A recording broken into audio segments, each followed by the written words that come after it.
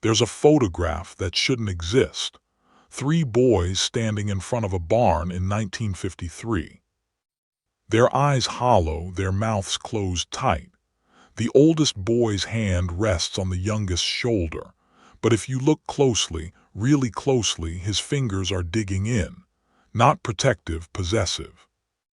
7 years after this photograph was taken, those same boys would walk into a sheriff's office in rural Kentucky, covered in dirt that wasn't from any field nearby, and they would confess to something that made grown men leave the room.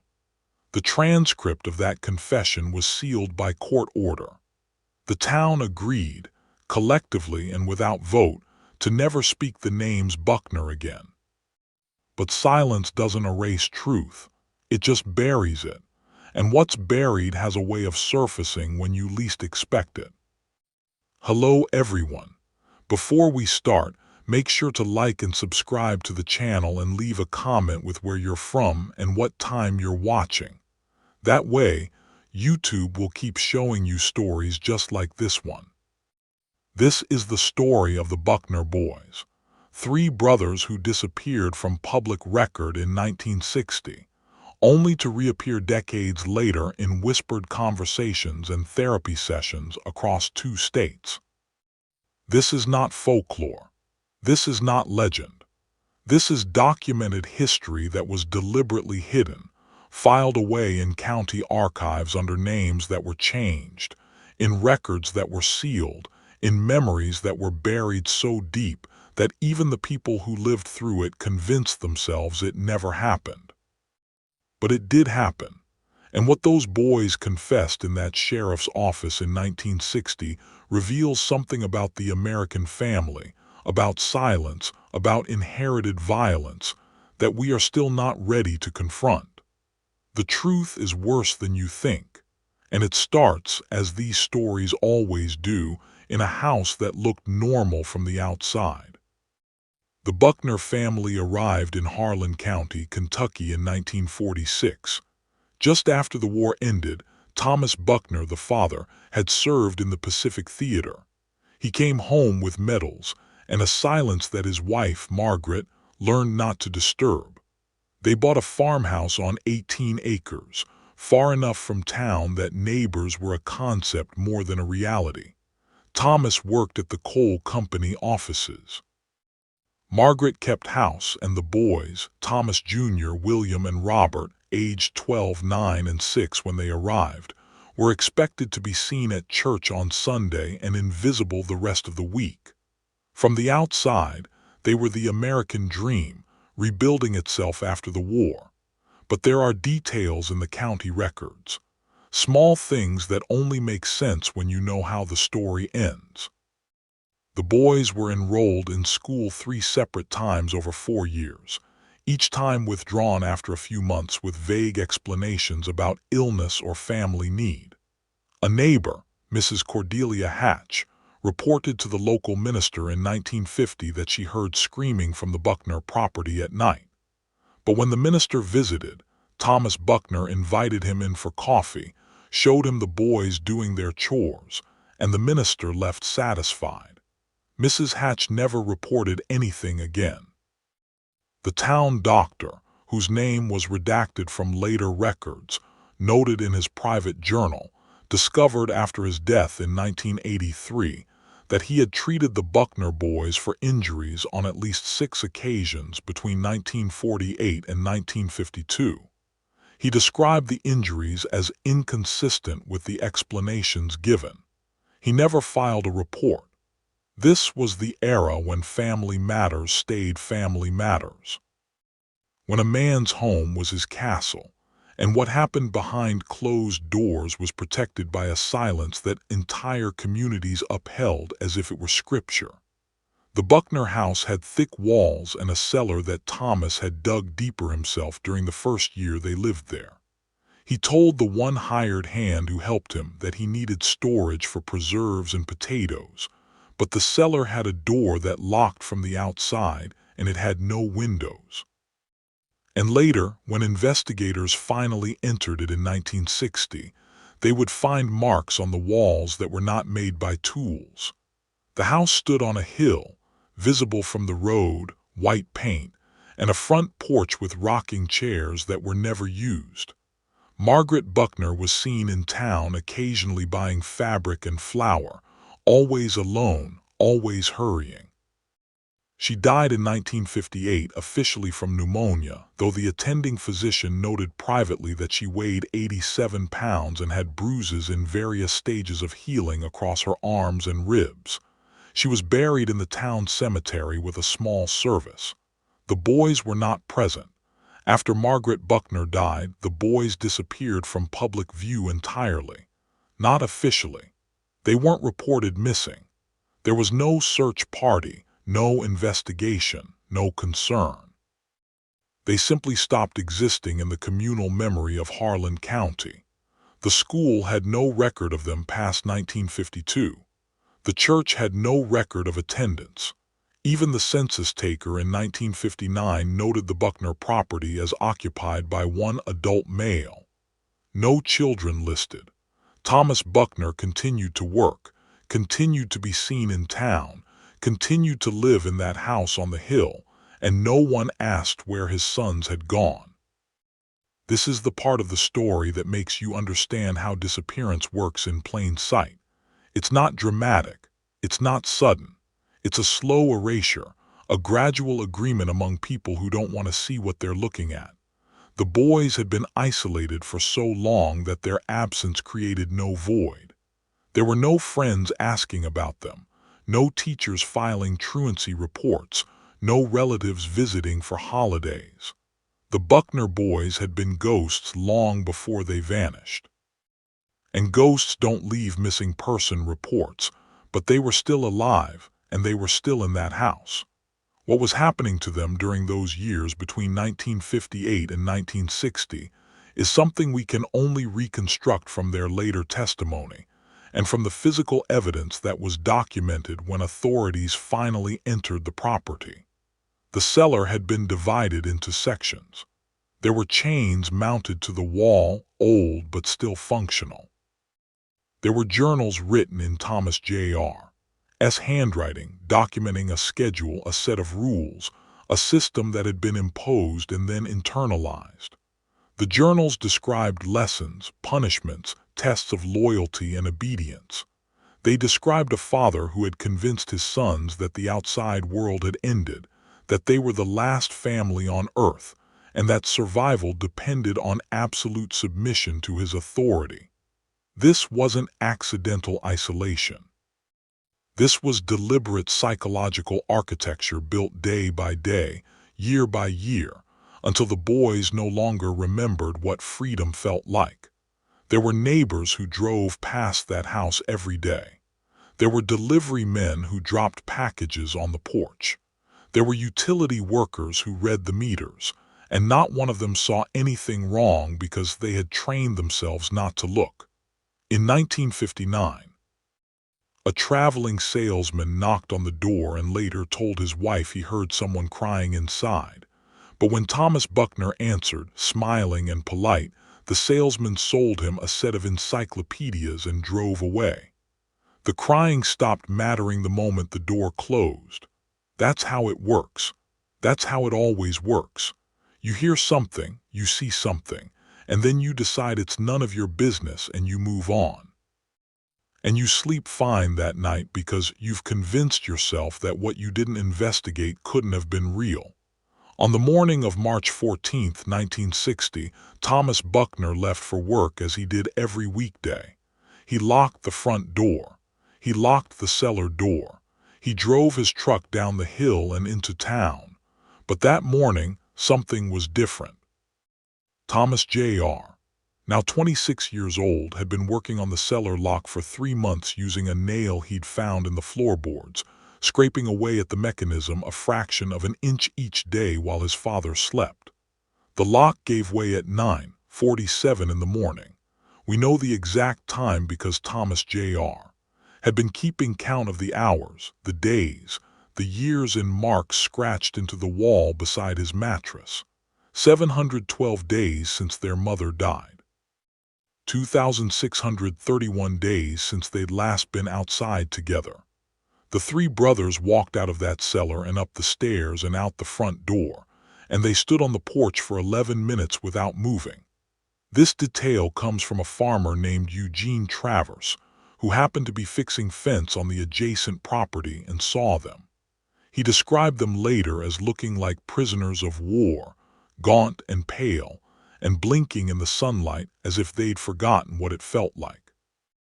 He started walking toward them to ask if they needed help, but they saw him coming and ran, not back into the house but into the woods. They ran like animals, he said, like they'd forgotten how to be human. They spent 2 days in those woods, drinking from streams, eating nothing, hiding when they heard vehicles on the distant roads. William, the middle brother, wanted to go back. He said so repeatedly, according to Thomas Jr.'s later testimony. He said their father would be worried. He said they were breaking the rules. He said the world had ended and they were supposed to stay inside. It took both his brothers holding him down to keep him from running back to the house. This is what captivity does. It doesn't just lock your body. It rewires your brain until the cage becomes safety and freedom becomes terror. William Buckner had been 9 years old when the isolation began. He was now 23. More than half his life had been spent in that cellar, and his mind had adapted to survive it by learning to love his chains. On March 16, 1960, the three brothers walked into the Harlan County Sheriff's Office. They were barefoot. Their clothes were torn. Thomas Jr. did the talking. He said, "We need to report our father."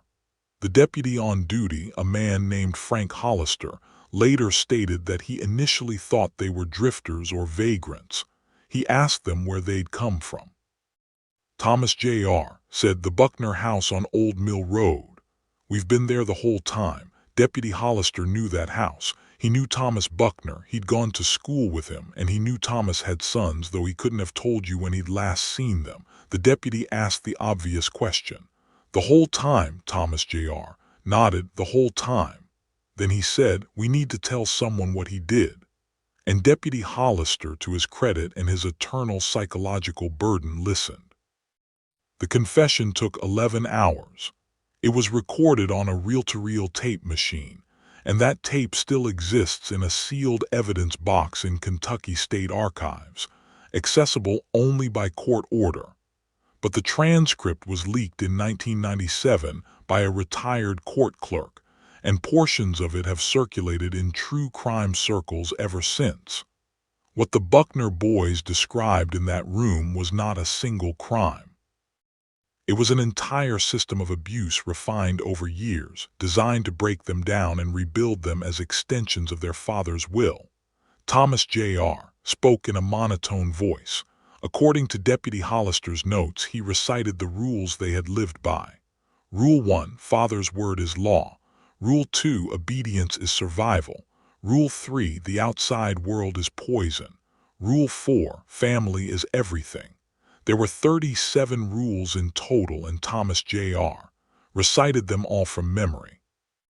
He described the punishments for breaking rules: sleep deprivation, food deprivation, isolation within isolation, being locked in the smaller section of the cellar for days at a time. He described psychological exercises their father called lessons, where they would be forced to confess imaginary sins, to beg for forgiveness for thoughts they hadn't had, to punish each other for infractions their father invented. He described how Thomas Buckner had convinced them that their mother had died because they hadn't been obedient enough, that her death was their fault, that they carried her blood on their hands. William cried through most of the testimony. Robert, the youngest, didn't speak at all for the first 6 hours. When he finally did speak, he asked if they were going to be arrested. Deputy Hollister said no. Robert asked if they had done something wrong by leaving. The deputy said, "No, you didn't do anything wrong." Robert didn't believe him. You could hear it in his voice on the tape. He'd been told his entire conscious life that disobedience meant death, and no amount of reassurance was going to undo that programming in a single afternoon. But the confession wasn't just about abuse. It was about what they had been trained to do. Thomas Buckner had been preparing his sons for something. He called it the continuation. He told them that society was collapsing, that the family was the only unit that mattered, that they would need to be hard, obedient, and willing to do whatever was necessary to survive. He ran drills, escape drills, combat drills, obedience drills. He taught them how to kill animals with their hands. He taught them how to endure pain without crying out. He taught them that mercy was weakness and weakness was death. And he told them repeatedly that when the time came, they would be the ones who survived because they had been trained, because they had been hardened, because they were his sons and they would do what others couldn't. Thomas Jr. described this without emotion. He said, "Father believed the world was ending.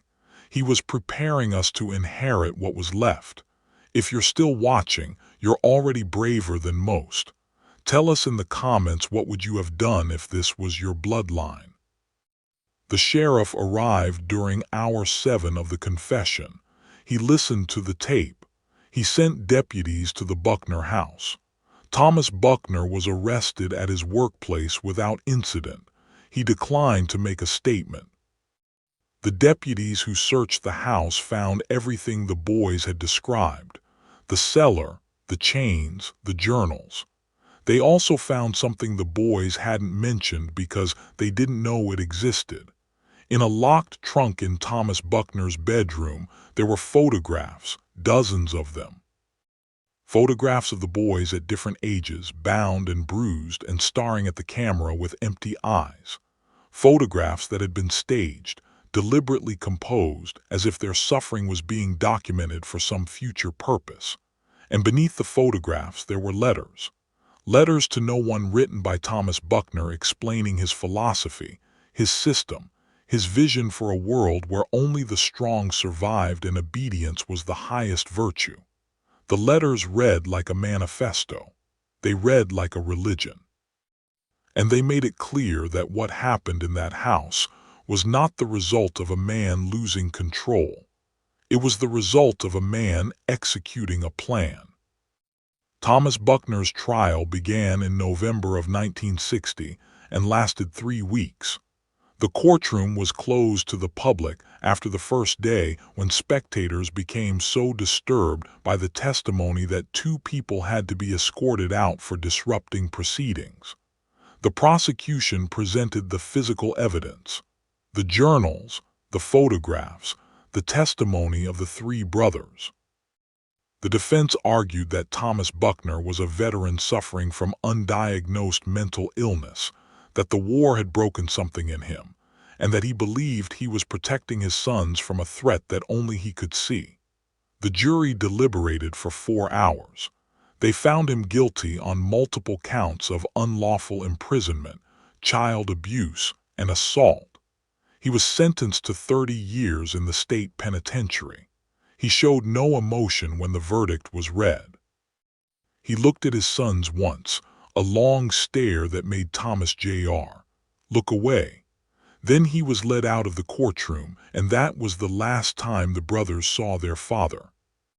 But the trial, as public as it was within that closed courtroom, disappeared from public consciousness almost immediately. The local newspaper ran one article, a brief summary that described the case as a family dispute resulting in criminal charges. No details were included. No names were printed beyond Thomas Buckner's. The editor later admitted in a private conversation recorded by a journalism student in 1978 that he'd been pressured by community leaders to minimize coverage. They said it would damage the town's reputation. They said it would hurt property values. They said it was nobody's business what happened in that house, and dragging it through the papers wouldn't help anyone. The editor complied. And so the Buckner case became a ghost story, whispered about but never confirmed, remembered by those who'd been there but never discussed openly. The brothers were placed in the care of the state. Thomas Jr. and Robert were sent to a psychiatric facility for evaluation and treatment. William refused treatment. He said he wasn't sick. He said his father had been right about some things, that the world was dangerous, and that family was all that mattered. He was released after 6 months and disappeared. Some records suggest he moved to West Virginia and worked in construction under an assumed name. Other records suggest he died by suicide in 1964. The truth is no one knows. William Buckner erased himself as thoroughly as his father had tried to erase him, and he left no trail. Thomas Jr. spent 2 years in treatment and then moved to Ohio, changed his name, and never spoke publicly about what happened. He married, had children, and worked as a machinist until his retirement. His obituary in 2009 made no mention of his childhood. Robert Buckner, the youngest, stayed in Kentucky. He received disability benefits for psychological trauma and lived in a small apartment in Lexington until his death in 2003. A social worker who checked on him regularly said he kept the lights on at all times. Even when he slept, he said he couldn't stand the dark anymore. Thomas Buckner died in prison in 1987. He never expressed remorse. He never admitted wrongdoing. In a letter to his court-appointed psychiatrist written in 1973 and later included in a research paper on familial abuse, he wrote, "I did what I believed was necessary. I prepared my sons for a world that would chew them up and spit them out. If they hated me for it, that was the price of their survival. I would do it again." The psychiatrist noted that Buckner displayed no signs of delusion, no detachment from reality. He understood what he had done. He simply believed it was justified. That is in many ways more disturbing than madness. Madness can be treated, but ideology, conviction, the belief that cruelty is love and control is protection, that is something else entirely. That is a choice. The Buckner house still stands. It's been abandoned since 1960, and the county has tried to sell it multiple times, but no one will buy it. The locals know the story, even if they won't say it out loud. Teenagers dare each other to go inside. Some do. They find the cellar door still there, rusted but intact. They find the marks on the walls. They leave quickly. There's something about that place that resists forgetting, even when everyone around it is trying desperately to forget. The land itself seems to remember what happened there, and it refuses to let go. But this story isn't really about a house. It's about the structures we build around silence. It's about the way communities protect themselves by sacrificing the vulnerable, by looking away, by deciding that some things are too uncomfortable to acknowledge. Every person who heard something and did nothing. Every neighbor who saw those boys disappear and never asked why. Every official who filed a report and then forgot about it. They were all participants in what happened. Not intentionally, not maliciously, but through the collective agreement that it was easier to ignore than to confront. And that's the mechanism that allows this kind of horror to exist. Not evil fathers in isolated farmhouses, but the hundreds of ordinary people who enable them by choosing comfort over courage. The Buckner case was not unique. It's happened before and it's happened since. Children disappear into basements and attics and locked rooms, and they disappear in plain sight, with neighbors and teachers and doctors and postal workers passing by every single day. We like to think we would notice. We like to think we would intervene, but the evidence suggests otherwise. The evidence suggests we're very good at not seeing what we don't want to see, at not hearing what we don't want to hear, at constructing elaborate justifications for our own inaction. Thomas Buckner controlled his sons with chains and locks and psychological torture. But he was enabled by a community that controlled itself with politeness and privacy, and the unspoken agreement that what happens in someone else's home is none of your concern. In 1993, a researcher named Dr. Ellen Graves published a paper on multi-generational trauma and captivity cases. She interviewed relatives of the Buckner brothers, people who had married into the family or been born into it without knowing the history. She found patterns, anxiety disorders, trust issues, and an inability to form secure attachments. The trauma didn't end when the brothers escaped that cellar. It echoed forward into their children and their children's children. A ripple effect of pain that spread through bloodlines like a genetic inheritance. One granddaughter, speaking anonymously, said she'd always felt something was wrong in her family, a heaviness no one would explain, a set of rules that didn't make sense but that everyone followed anyway.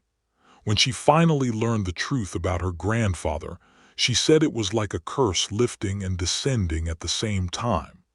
Now she knew why, but knowing didn't make it hurt less. Thomas Jr.'s daughter found his journals after he died. He'd kept writing all those years trying to make sense of what happened to him. One entry dated April 3, 2006 reads, "I dream about the cellar, not nightmares, just dreams where I'm there again and it feels normal. I wake up and I'm relieved to be free. But there's also this part of me that misses the simplicity of it. I knew the rules. I knew what was expected. Out here in the real world, nothing makes sense." I don't know if that's the abuse talking or if that's just me. I don't know if there's a difference anymore. That's what captivity does. It doesn't just take your freedom. It makes you doubt whether you ever deserved freedom in the first place. The Buckner Boys were found in 1960. They confessed to surviving something that should never have been survivable. And what they revealed shocked the community, not because it was unbelievable, but because it was entirely believable. Because everyone had suspected something was wrong and everyone had chosen to do nothing. That's the real horror of this story. Not one man's cruelty, but the complicity of silence, the architecture of looking away, the collective decision that someone else's suffering is not your responsibility. We tell ourselves these stories are rare, that they're anomalies, that they couldn't happen in our neighborhoods to people we know. But they do happen. They're happening right now. And the only thing standing between a child and their captivity is whether someone is willing to see what's right in front of them and refuse to look away.